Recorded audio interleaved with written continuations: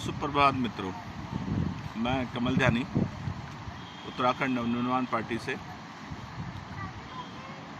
अभी जो है भरत की जन्मस्थली कोटद्वार में हूँ। जैसे कि आप देख रहे हैं मेरे पीछे जो है खो नदी है और भगवान सिद्धबली के मंदिर के ठीक नीचे मैं इस टाइम पे सुबह की सैर के लिए आया हूँ। तो सोचा कि चलो अपने नदी गदेरों की कुछ सुध ली जाए। बड़ा अच्छा मौसम है, आप देख सकते हैं बादल लगे हुए हैं। रात को काफ़ी बारिश हुई है, हालांकि दिल्ली की तरह बारिश नहीं हुई। और एक राजनीतिक कार्यक्रम में मैं कल यहाँ पहुँचा हूँ। उत्तराखंड नवनिर्माण सेना का एक गैर राजनीतिक संगठन है, उसका मैं प्रवक्ता हूँ। और कल एक प्रोग्राम था उत्तराखंड नवनिर्माण सेना का। उसके सेना के जो अध्यक्ष हैं आप जानते ही होंगे, और काफ़ी अच्छी तरह से, आदरणीय डॉक्टर शक्तिशैल परवान जी, उनके नेतृत्व में एक बहुत बड़ी सभा का आयोजन था और अच्छा आयोजन रहा। कई राजनीतिक मुद्दे, कई गैर राजनीतिक मुद्दे, कई जो है कोटद्वार की समस्याओं को लेकर बड़ा गहन चिंतन, प्रदेश की समस्याओं को लेकर बड़ा गहन चिंतन हुआ। इसके जो मुख्य वक्ता थे वो थे मिस्टर एस पांगती, जो उत्तराखंड के कमिश्नर रहे हैं उत्तराखंड के गठन से पहले। आईएएस काफ़ी सीनियर आईएएस है। और इसके अलावा जो है एक जो और मेहमान थे Prakash Chandra Thapliyal, PC Thapliyal, retired navy officer हैं। इसके अलावा कई वरिष्ठ सदस्य थे। लोकल जो है यहाँ के नगर निगम के काफ़ी पार्षद लोग जो है उसमें शामिल हुए और काफ़ी अच्छी सभा रही। बहुत पॉजिटिव मैसेजेस इसमें आए, काफ़ी जो है गहन चिंतन हुआ। और फिर मैं जो है यहाँ पे एक हमारे चाचा जी लगते हैं रिश्ते में, बहुत हमारे क्लोज, बहुत ही करीबी हैं, मिस्टर विमल ध्यानी, जो प्रसार भारती के कॉरेस्पॉन्डेंट भी हैं कोटद्वार सिटी के, और काफ़ी अच्छे विचारक हैं, काफ़ी अच्छी सोच है उनकी।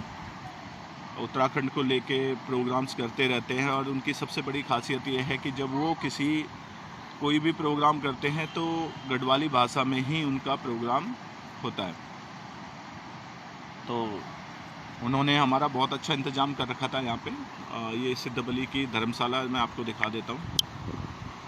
ये ऊपर सिद्धबली की धर्मशाला और सिद्धबली का मंदिर है। जैसे कि ये देखिए अभी दिख नहीं रहा है, लेकिन ये इसी जगह पे है। ये हमारे अशोक पंडित जी हैं, जो आगरा से स्पेशल मेरे साथ आए हैं। नमस्ते करिए सर। माता के अनन्य भक्त हैं और ये हैं यहाँ पे अपना जाप करते हुए। और कुछ लोग जो है उस साइड पे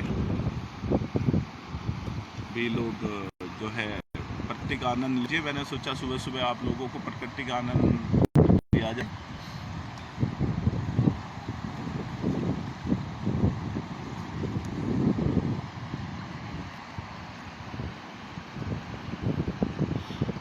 दो 2022 में उत्तराखंड नवनिर्माण पार्टी ने अपने हमारे जो केंद्रीय महासचिव हैं और पार्टी जिनके नेतृत्व में आगे बहुत अच्छी तरीके से बढ़ रही है, डॉक्टर मुकेश पंत जी, वो खुद जो है कर्णप्रयाग से चुनाव लड़ रहे हैं और आजकल कर्णप्रयाग के भ्रमण पर हैं हमारे मीडिया प्रभारी और कोषाध्यक्ष ओमकार सिंह कोहली जी के साथ।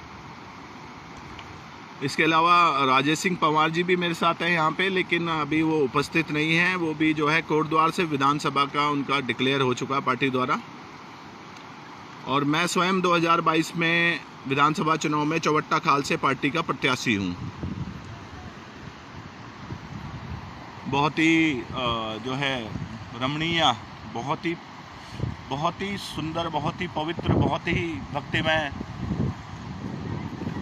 हमारा ये उत्तराखंड। लोग नदी किनारे इकट्ठे हो रखे हैं सुबह सुबह। सरपीली सड़कों पे जो है वाहन चल रहे हैं और हम लोग भगवान सिद्धबल जी के चरणों में बैठे हुए। तो जैसे मैं कह रहा था कि 2022 में आदरणीय पंत जी, आदरणीय राजेश सिंह पवार जी और मैं स्वयं कमल ध्यानी 3 विधानसभा सीटें हमारी हमने प्रेस कॉन्फ्रेंस में 5 तारीख को देहरादून में घोषित की हैं और शीघ्र ही अन्य सीटों पर हम लोग उम्मीदवार उतारेंगे, जल्दी ही घोषणा की जाएगी। कल कोटद्वार की समस्याओं, सिटी अच्छी है, यहाँ से आपको बड़ी अच्छी दिख रही है, लेकिन अगर आप शहर जाते हैं तो समस्याओं की भरमार है। समस्या इतनी अधिक है कि कोटद्वार में 99% जो सड़कें हैं वो सड़क गड्ढे में या गड्ढा सड़क में है, ये पता नहीं लगता है। इतनी समस्याएं हैं, इतनी समस्याएं हैं। कल जो लोग उस मीटिंग में थे तो आप यकीन करें कि मतलब लगा ही नहीं कि स्थानीय लोग जो है खुश है। राजनीतिक नेतृत्व उनको मिल नहीं रहा है, बल्कि ये तो दुर्भाग्य है उत्तराखंड का कि राजनीतिक नेतृत्व अभी तक हमें मिला नहीं है। 21 साल हमारे राज्य को बने हो गए, लेकिन राजनीतिक नेतृत्व हमें आज तक नहीं मिला। अगर राजनीतिक नेतृत्व मिला होता तो आज खुशहाली, समृद्ध उत्तराखंड, संस्कृति से भरपूर, सभ्यता से भरपूर उत्तराखंड, बंदरों और सुअरों के आतंक से मुक्त उत्तराखंड, अध्यात्म से भरपूर उत्तराखंड, एक खुशहाल उत्तराखंड आज हमारे आपके सामने होता। और शायद रिवर्स पलायन जो है, आज पलायन एक मुख्य कारण है, शायद रिवर्स पलायन जो है अब तक हो चुका होता। बीच में कोरोना जो है एक अभिशाप था। उस अभिशाप की वजह से इस अभिशाप ने कुछ ऐसा कमाल किया था कि लोग जो है मैदानों से पहाड़ों की तरफ बढ़ने शुरू हुए। लेकिन जैसे ही कोरोना ठीक हुआ, लोगों का पलायन फिर शुरू हो गया और ये लगातार जारी है। तो अगर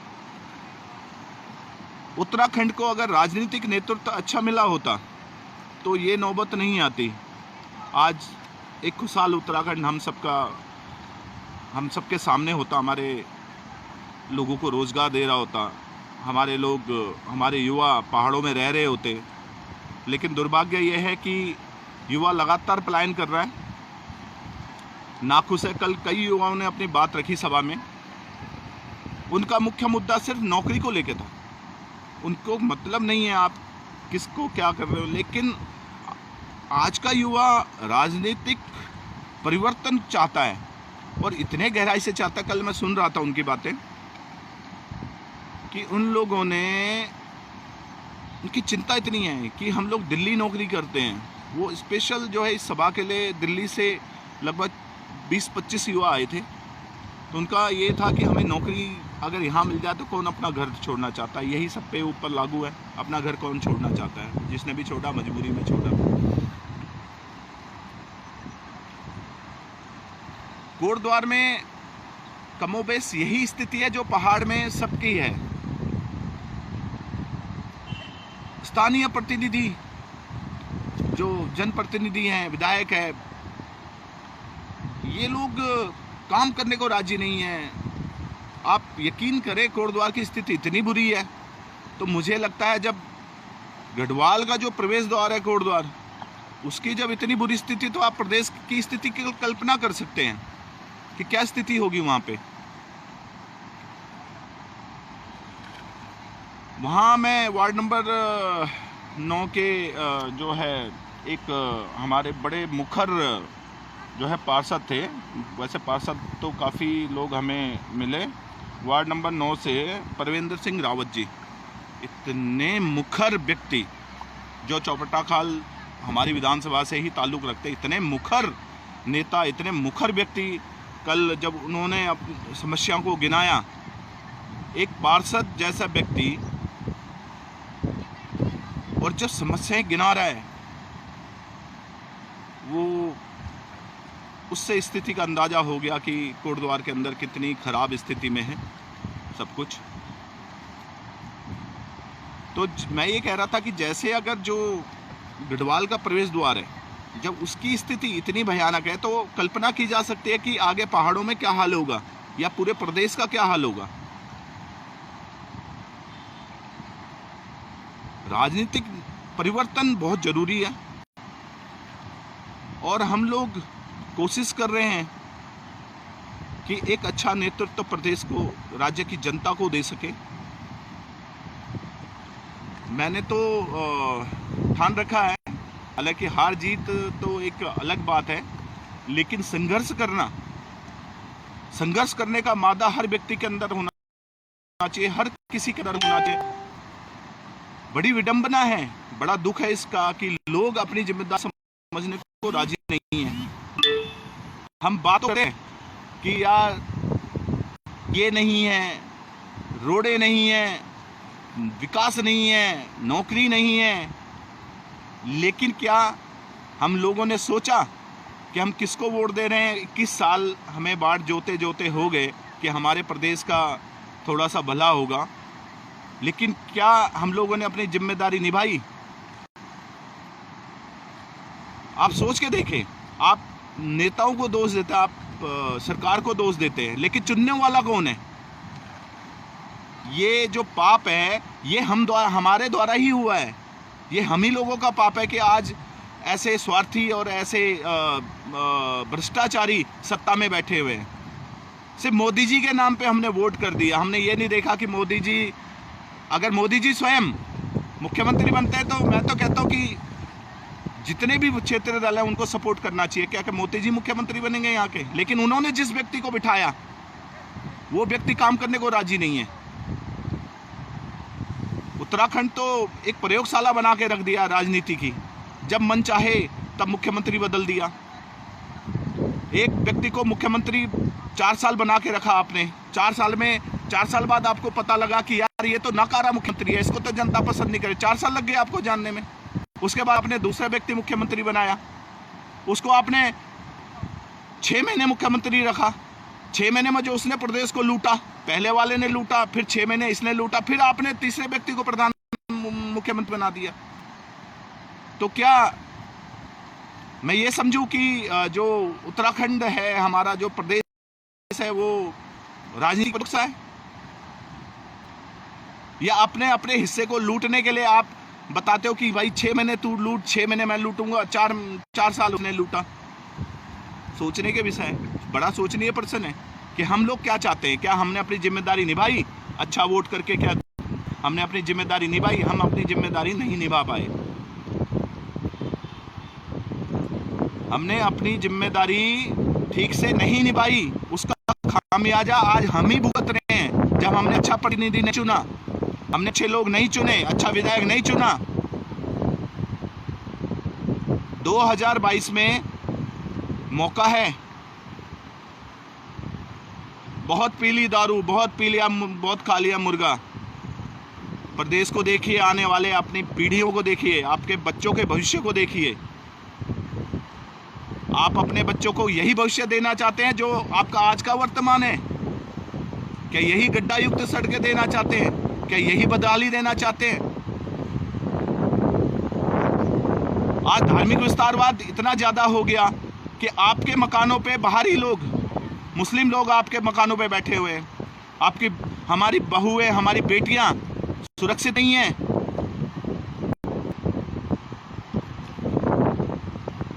भाजपा जैसी पार्टी जिसको हमने वोट किया,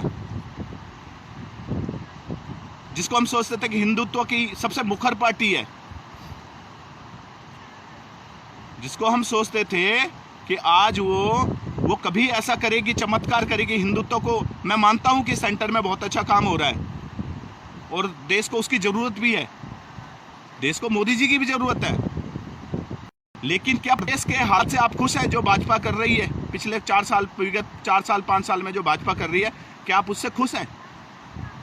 आज धार्मिक विस्तारवाद इतना बड़ा मुद्दा है। पहले तो लोगों के पास रोजगार नहीं है, आपके पास, हमारे पास सड़कें ही हैं, और ये धार्मिक विस्तारवाद का जो कुत्सित खेल चल रहा है, जब से कांग्रेस रसातल में गई है, इसको, कांग्रेस को रसातल में पहुंचाने का श्रेय मैं मोदी जी को देता हूं।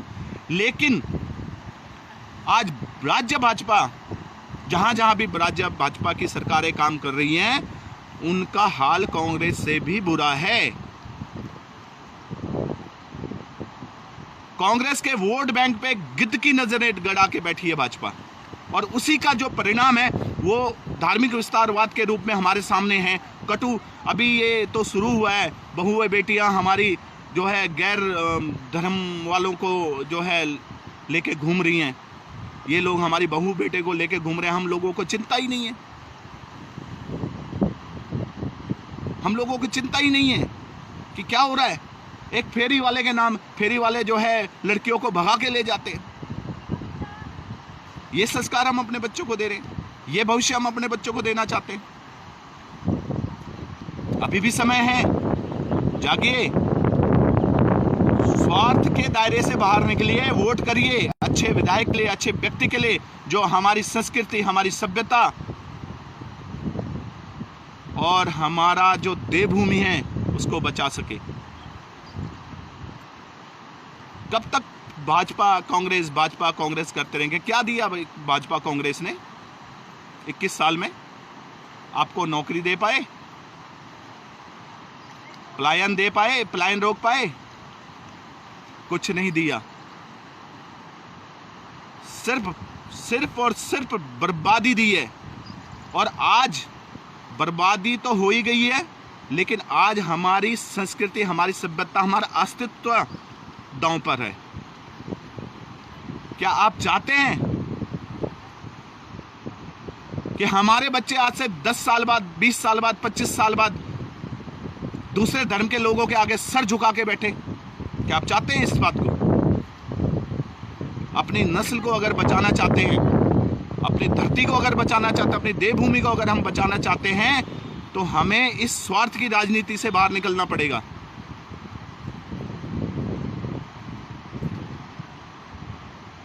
भाजपा के लोग, जो अल्पसंख्यक वोट था कांग्रेस का, जो आज किसी नेतृत्व की तलाश कर रहा है, वो अल्पसंख्यक जिन्होंने उत्तराखंड का बेड़ा गर्क कर रखा है, वो आज नेतृत्व की तलाश कर रहा है, क्योंकि कांग्रेस उनके उम्मीदों पे खरी कभी नहीं उतरी। कांग्रेस ने आज वो वोट बैंक, जो मुस्लिम वोट बैंक है, उस वोट बैंक पे भाजपा जैसी राष्ट्रवादी पार्टी के लोग गिद्ध की नजरें गड़ा के बैठे हैं। क्या हम चाहते हैं? क्या यही भाजपा का हिंदुत्व है? क्या हम चाहते हैं कि कल हमारे बहू बेटियां, हमारे बच्चे जो है असुरक्षित माहौल में इस उत्तराखंड में रहें? क्या हम चाहते हैं कि हमारे पूर्वजों के द्वारा बसाई गई जो घर है, जो खेत खलियान है, क्या उन पे आप क्या दूसरे धर्म के लोगों को देखना चाहते हैं? क्या आप चाहते हैं कि हमारे बच्चे अपना घर बार छोड़ के, अपना पहाड़ छोड़ के मैदानी इलाकों में किसी किराए के कमरे में 10 बाई 10 की कोठरी में अपना जीवन व्यतीत करें? अगर नहीं चाहते हैं तो 2022 में परिवर्तन के लिए तैयार रहिए। अपनी संस्कृति, अपनी सभ्यता, अपना अस्तित्व को बचाना है तो 2022 में सत्ता को परिवर्तन और क्षेत्रीय दल को करिए। मैं ये नहीं कहता कि मुझे आप वोट करिए, मैं चौबट्टा खाल से 2022 में लड़ रहा हूं, तो इसका मतलब ये नहीं है कि आप मेरी हर बात से सहमत हो या मेरी वैचारिकता से सहमत हो। लेकिन आप किसी भी क्षेत्रीय दल की वैचारिकता से सहमत हो, किसी क्षेत्रीय दल को पसंद करें, तो उसको वोट करिए। उत्तराखंड नवनिर्माण पार्टी ने अपने 3 कैंडिडेट की, जैसे मैंने आपको शुरू में बताया, 3 कैंडिडेट की उन्होंने घोषणा की है। कोटद्वार से हमारे आदरणीय राजेश सिंह पंवार जी लड़ रहे हैं। कर्णप्रयाग से हमारे राष्ट्रीय महासचिव और हमारी पार्टी के सर्वे सर्वा, और जिनके नेतृत्व में हम, गर्वित नेतृत्व में हम आगे बढ़ रहे हैं, आदरणीय डॉक्टर मुकेश पंत जी, वो कर्णप्रयाग से लड़ रहे हैं, और मैं स्वयं कमल ध्यानी जो है चौबट्टा खाल से 2022 में लड़ रहा हूँ।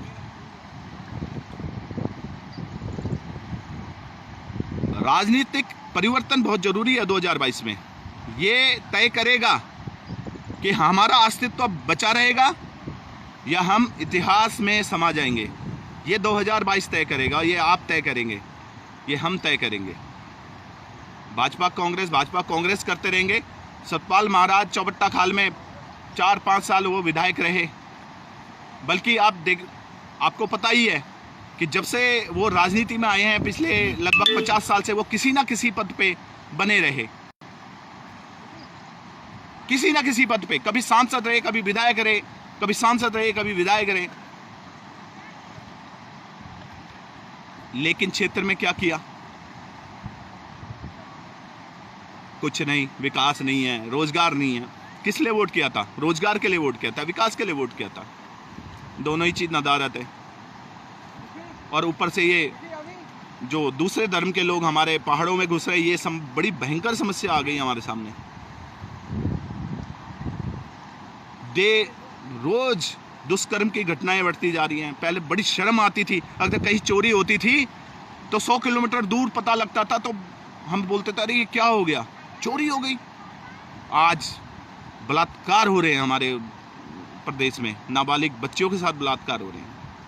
हमारी माता बहनें, हमारी जो बहनें हैं, जवान बहनें हमारी, वो गायब हो रही हैं, पता नहीं लग रहा है कहाँ गई। बहुत बड़ी समस्या है। हम लोग फ्री का खा के घर के अंदर बैठे हैं। एक पार्टी ने घोषणा कर दी मैं तो 300 यूनिट बिजली दूंगा, 200 यूनिट बिजली दूंगा, आप मुझे वोट कर दो। उसके बाद उसी नीचता पे दूसरी पार्टी खड़ी होगी तो मैं तो 300 यूनिट बिजली दूंगा। क्या यही औकात रहेगी हमारी 200-300 यूनिट में? केजरीवाल, आम आदमी पार्टी, क्या हाल किया है? EWS सीटें, जो गरीब वंचित लोगों के लिए जो सीटें रिजर्व थी, अपना वोट बैंक बढ़ाने के लिए इन्होंने EWS सीटें रोहिंग्या और बांग्लादेशी मुसलमानों के बच्चों को एडमिशन दिलवा दिया। क्या ये माहौल चाहते हैं आप उत्तराखंड में, जो दिल्ली में चल रहा है? जिन सीटों पे हमारे गरीब बच्चों का हक था, उन सीटों को रोहिंग्या और बांग्लादेशी मुसलमानों को एडमिशन करके उनको नागरिकता दिला दी गई है। क्या ये माहौल आप उत्तराखंड में चाहते हैं? अगर ये माहौल चाहते हैं तो आम आदमी पार्टी को वोट करो। और उसके बाद भूल जाना कि कभी कोई पहाड़ी सभ्यता, पहाड़ी संस्कृति, कोई गढ़वाली लोग पहाड़ों में रहा करते थे। बैठे रहना 10 बाई 10 के कमरों में, कोटद्वार, देहरादून, दिल्ली, मुंबई, लुधियाना। और अगर अपने अस्तित्व, अपने सम्मान और अपने आने वाली पीढ़ी को बचाना चाहते हैं तो 2000 परिवर्तन का समय है। उत्तराखंड निर्माण पार्टी अपनी 70 सीटों में, हालांकि हम नहीं मानते कि पूरा उत्तराखंड जो है, जैसा इसकी संरचना इस समय पर जो मैदानी क्षेत्र है, हम नहीं मानते। किच्छा विच्छा, ये वो अलाना फलाना, कुछ मुस्लिमों को बसा के एक विधानसभा बना दी गई है। हमारी परिपाटी है पहाड़। हमारा जो संकल्प है वो है पहाड़, जो कोटद्वार से शुरू होता है, या जो भी हमारे उत्तराखंड के बाकी मैदानी जहाँ से हमारे पहाड़ शुरू होते हैं, वो हमारा उत्तराखंड है। मैदानी क्षेत्र हमारा उत्तराखंड नहीं है। इसके अलावा जैसे मैंने पहले भी बताया कि मैदानी विस्तारवाद, भाजपा और कांग्रेस मिलकर एक जो है षड्यंत्र रच रहे हैं, सहारनपुर, मुरादाबाद जैसे शहरों को उत्तराखंड में मिलाने का। फिर क्या रह जाएगा? हमारी राजनीतिक शक्ति वैसे ही ख़त्म हो गई है। 36 सीटों से आप 32 पे आ गई हो, 32 से फिर 20 पे आओगे, 20 से फिर 8 पे आ जाओगे। अभी एक राजनीतिक ताकत है पहाड़ों की, इस ताकत का इस्तेमाल करिए अपने भलाई के लिए। एक मुफ्त वोट करिए क्षेत्रीय दल को। अगर क्षेत्रीय दल को हमने वोट किया, अपने लोग, अपनी सरकार कहाँ भाग के जाएगा? अभी तो जो विधायक है देहरादून बैठे हुए, देहरादून से दिल्ली भाग जाते हैं। एक विधायक जो कल तक साइकिल में घूमता था, आज महंगी रेंज रोवर में या मर्सिडीज में घूम रहा है। तो मेरा सिर्फ इतना ही कहना है कि अपने उत्तराखंड को बचाने, अपनी संस्कृति, अपनी सभ्यता को बचाने का हमारा ही फर्ज है। कोई बाहर से नहीं आएगा। ये सतयुग द्वापर युग नहीं है जहाँ श्री कृष्ण आ जाएंगे। अपने अंदर ही श्री कृष्ण को जगाइए, हमारे अंदर ही है। अपने अंदर के अर्जुन को जगाइए, अपने अंदर के भीम को जगाइए, अपने अंदर के भगवान को जगाइए और अपनी गढ़ भूमि को, अपने गढ़ देश को बचाइए। बस इतना ही कहना था। बाकी अभी समय हो रहा है, जैसे आपको मैंने बताया, मैं खो नदी के किनारे पे हूँ। सिद्धबली भगवान बिल्कुल विराजमान है सामने पहाड़ की चोटी पर। और अब समय भी हो गया काफ़ी। एक मैसेज देने का मन था तो आपको एक मैसेज दे दिया है। राजनीतिक नेतृत्व करना है। 2022 में मैं खुद चौबट्टा खाल से चुनाव लड़ रहा हूँ सतपाल महाराज के खिलाफ, और आखिरी दम तक लड़ूंगा, हटूंगा नहीं पीछे। मैं वो व्यक्ति नहीं हूँ जो दबाव में बिखर जाए, मैं दबाव में और मजबूत हो जाता हूँ। चलिए, बहुत बातें हो गई हैं और फिर मिलते हैं बहुत जल्दी। आज मैं कोटद्वार से जो है बनाता हूँ प्रोग्राम ऊपर का, देखते हैं, फिर आपको सूचित करूँगा। धन्यवाद। जय उत्तराखंड, जय भारत।